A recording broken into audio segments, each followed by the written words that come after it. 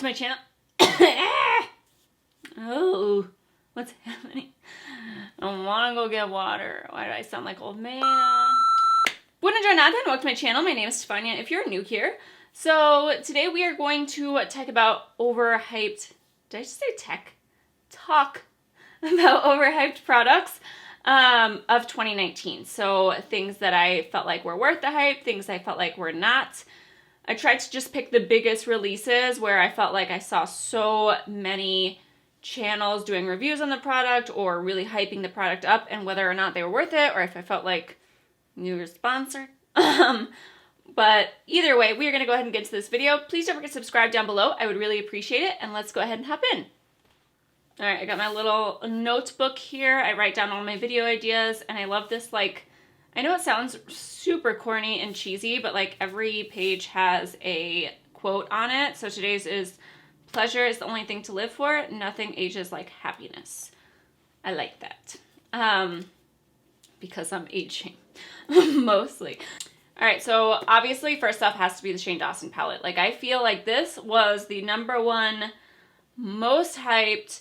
They had the whole documentary on it. Like it felt like an advertisement for the palette and good on them because it worked. Like I was like, I need that. I mean, I generally supported Jeffree Star products anyway. I actually ended up not even watching the last episode just because I don't know. I felt like the way Shane was posting and the way it was handled, it just felt like, okay, you guys bought it. We're done. So I never finished the series, but I think overall it was a cool process to watch. I like the packaging of this palette. I feel like it's nice and unique. And I did do a review of all the products I'm talking about, or at least use them on camera, but I definitely did an in-depth review and quite a few tutorials on this palette. And I have to say, it's a fairly overhyped palette. Not that it's a bad palette. You guys know, like this shade right here, I really was kind of let down by. It just didn't really pop on my lids. I generally like a lot of Jeffree Star's products, and then I swatched it versus the Alien palette, and I feel like they were definitely some similarities between a few of the shades in his other palettes.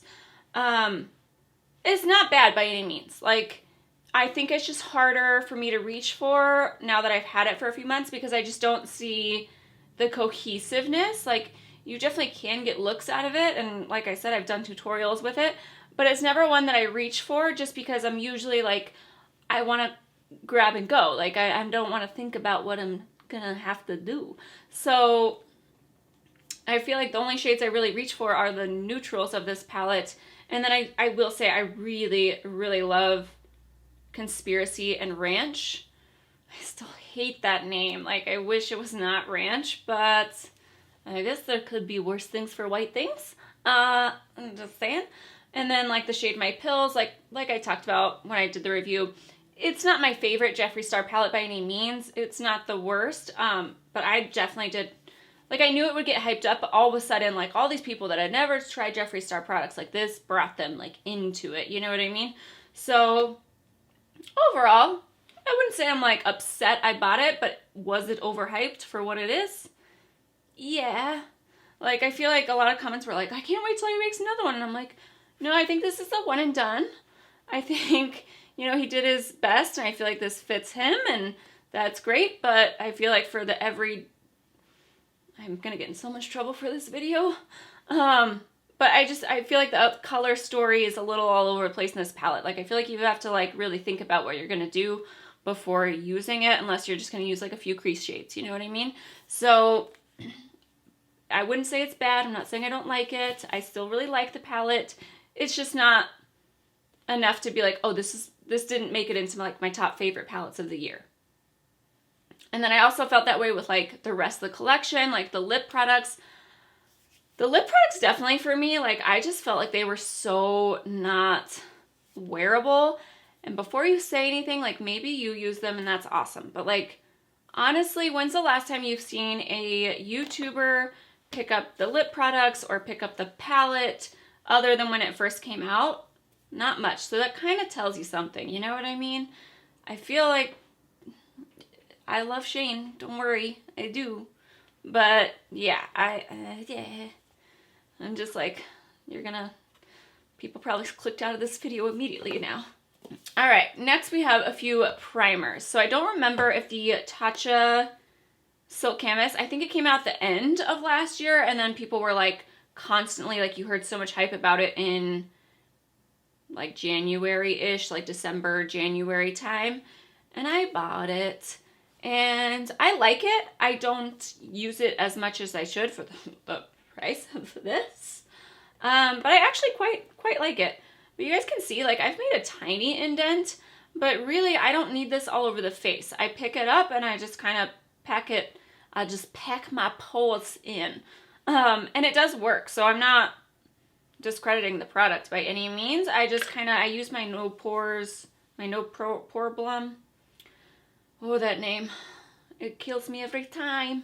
But the no pore blum works just as well, and it's like a fraction of the cost, especially if you can get it on the 21 Days of Beauty. But I wouldn't say that this is like bad, but what I say, like, this is going to, you think like by the way people talk about a product, you're like, it's going to change your whole life. Like, it's not. And I love Tatcha products. Tatcha Dewy Moisturizer was another one. I love that product. That one, I'm like, it's painful, but it's worth the money.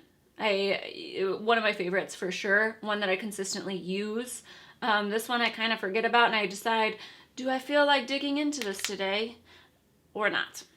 And then the other big primer for the year was the Milk Makeup Hydro Grip Primer. I actually really like this. I will say the one thing is with it for me is it doesn't work with every foundation. Like, I remember not liking the Fenty Hydrating Foundation, and I realized it was because of this primer. If I use a different primer, it works much better. So I don't feel like it's as hyped in terms of working with everything. I don't think it works with absolutely everything, but it works with the majority of products. And I've used this quite a bit. It just kind of pushes up from the bottom, but I still have a ton of product in here. I was going to get the mini size until I realized the mini size was not worth it in terms of buying the full size, like price-wise. So I still have quite a bit, and I like it. I like the color of it. It's cool. Like, it's just cool packaging where I'm just like, I like you. All right, I got to do it. I got to talk about Jaclyn Hill. Jaclyn Hill Cosmetics, I feel like everybody was like on their toes, like couldn't wait to get the collections. I was the same way.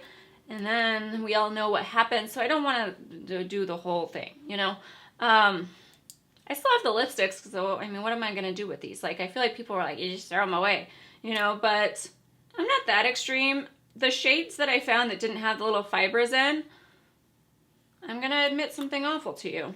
Don't, murder me, but sometimes I use the shades that didn't have any damage to them, because why not? I did get my refund. I feel like it's hard for people, like, you still hear, like, people aren't getting their refunds, but then no one's actually proved that, so it's hard to do, like, are they lying, or is it back and forth? I don't know. But I did like her highlight collection, so for me, the highlighting stuff, I love it.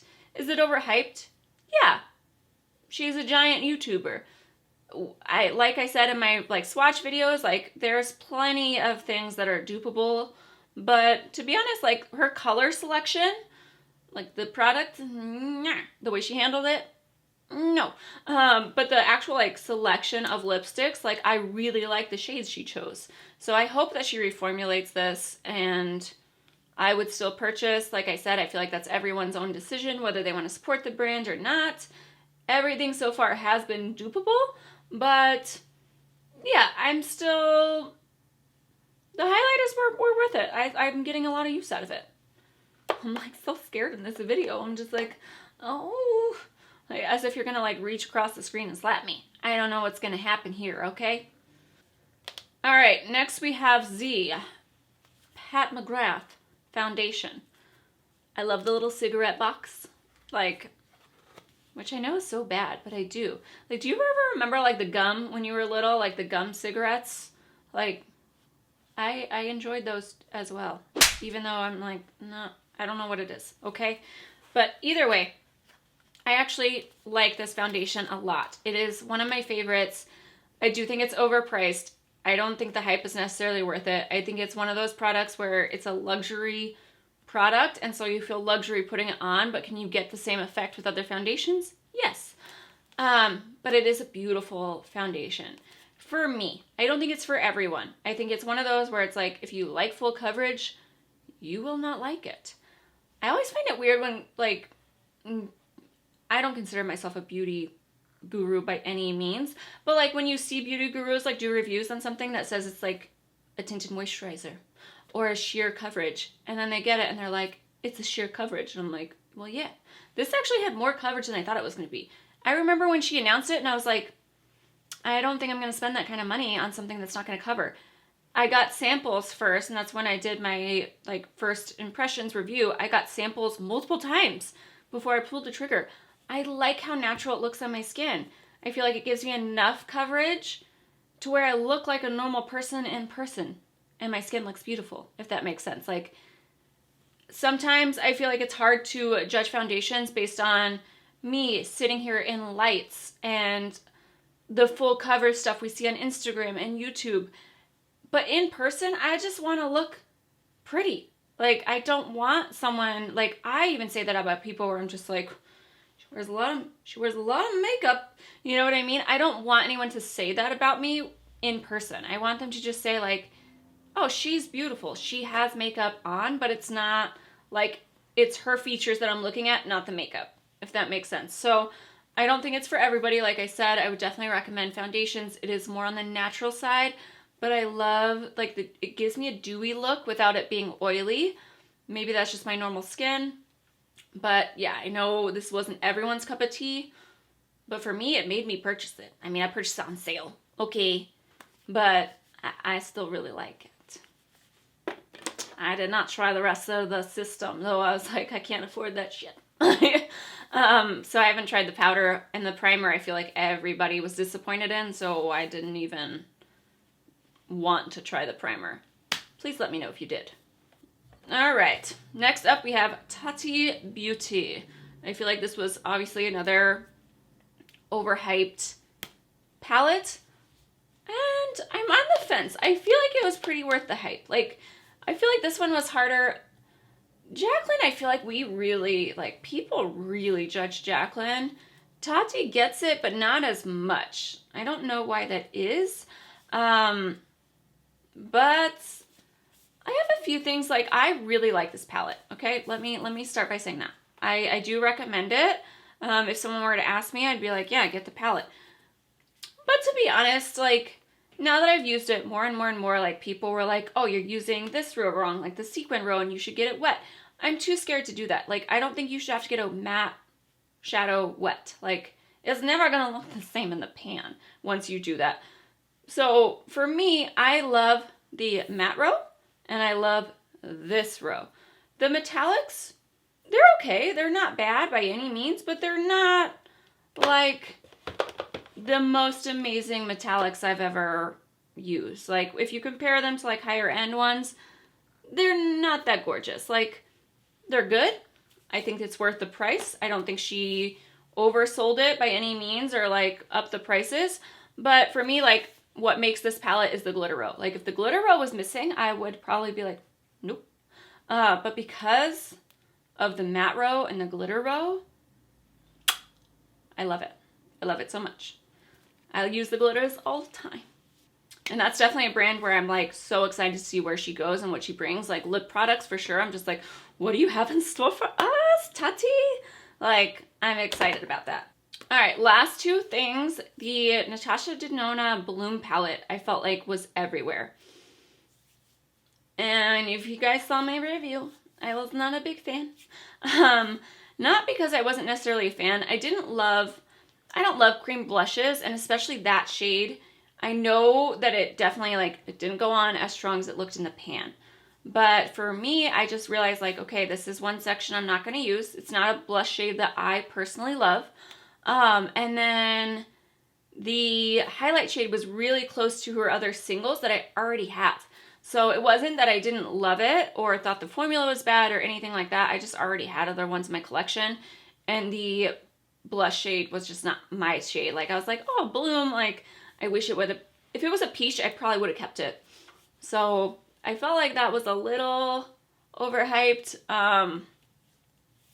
And for me, those were the reasons why I didn't think it was worth keeping. And then lastly, Patrick Ta was like everywhere. Like the little fan, the highlighter, like I feel like I saw like a million thumbnails with these.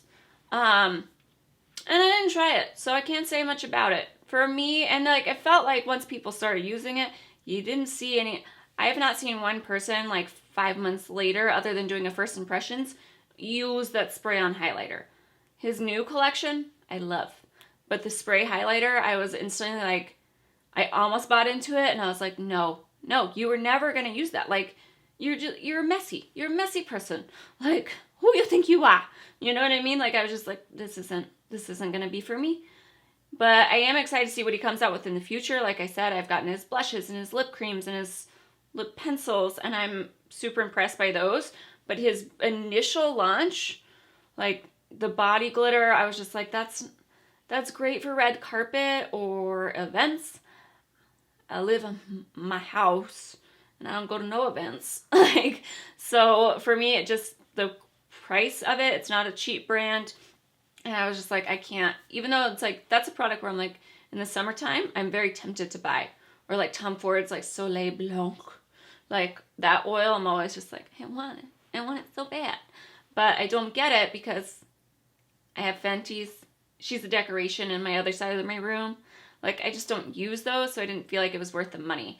So I try this year and next, and like from now on, I try to really think about products about, okay, yes, people are interested in seeing them, but is this something I'm going to use? Because, you know, I pay for everything. So, and I don't want to be one of those people that just buys things to return. I try to really think about what palettes, what am I actually going to get use out of? That's why like when I do foundation reviews, I only get samples. Like I try to be as cost conscious as possible, I guess is what I'm trying to say. So yeah. Anyways, like I'm like, don't stop buying makeup for decorations. What are you thinking? But that is it for me. Let me know what products you felt like were super overhyped this year. I tried to just keep it within this year. Hopefully I didn't go outside of it. But what other products can you think of that got a lot of hype? Were they worth it to you? What wasn't worth it to you? All that good stuff. I love talking to you guys in the comments below. It's the part that I look forward to the most. So definitely hang out with me down there. I will see you guys in the next video. Please don't forget to subscribe. Bye, guys.